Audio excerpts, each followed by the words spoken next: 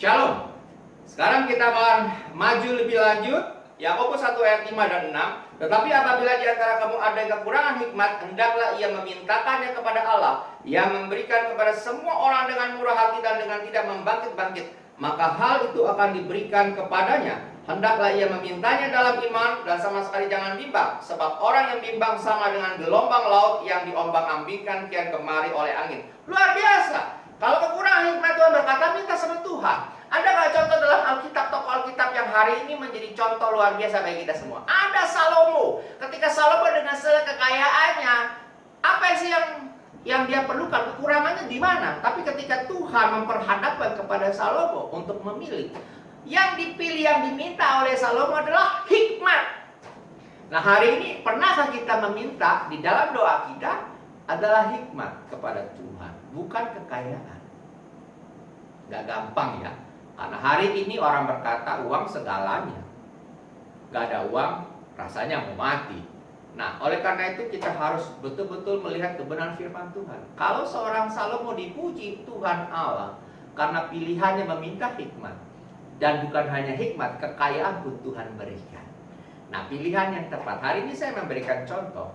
Ketika dulu saya masih bekerja, saya melihat ada satu kesempatan, ada satu proyek di mana saya harus menyelesaikan hal itu.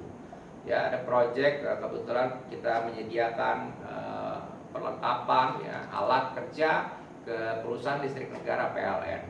Nah, tenggang waktu diberikan waktu itu sekitar 90 hari. Dan ketika saya diperintahkan untuk mengawasi, memonitor pekerjaan ini, saya sudah melihat ketika hari yang ke-60, ini rasanya tidak mungkin bisa terjadi, diselesaikan. Bagaimana? Ketika kita bicara, ya orang bekerja sudah jelas, bekerja dari jam 8 sampai jam 5 sore. Bagaimana? Stres. Sudah waktu nyaris H-3 minggu, pekerjaan belum selesai. Saya sudah membayangkan bahwa pekerjaan ini akan terlambat. Dan ancamannya sangat jelas ketika kita terlambat, akan di blacklist, akan ada penalti, ada denda yang harus perusahaan bayarkan. Dan saya sudah diwanti-wanti oleh pimpinan perusahaan. Kalau ini sampai terjadi kegagalan, semua orang di divisi saya akan mengalami. Maksud saya akan menanggung akibat daripada hal tersebut. Dan ini membuat saya akhirnya menjadi stres luar biasa, berpikir bagaimana ya caranya. Dan kita hanya mengandalkan kemampuan kita, pengalaman kita sebagai seorang karyawan. Ada satu hal yang kita lupakan, yaitu apa? Campur tangan Tuhan. Dan ada satu masa ketika saya diskusi cerita curcol dengan suami istri, dengan istri, dia mengatakan mari kita berdoa. Dan itu yang kami lakukan. Ketika kami percayakan kepada Tuhan, Tuhan bicara dan Tuhan memberikan hikmat. Ketika saya berpikir, oh ya Tuhan memberikan hikmat, bagaimana? Saya bicara kepada pimpinan perusahaan tersebut. Saya katakan, Pak, ini adalah order pertama kita di perusahaan listrik negara. Bukankah Bapak juga mensuplai banyak kepada instansi-instansi pemerintah? Bayangkan ketika kami pertama kali mensuplai ini akan mengalami kegagalan, bagaimana?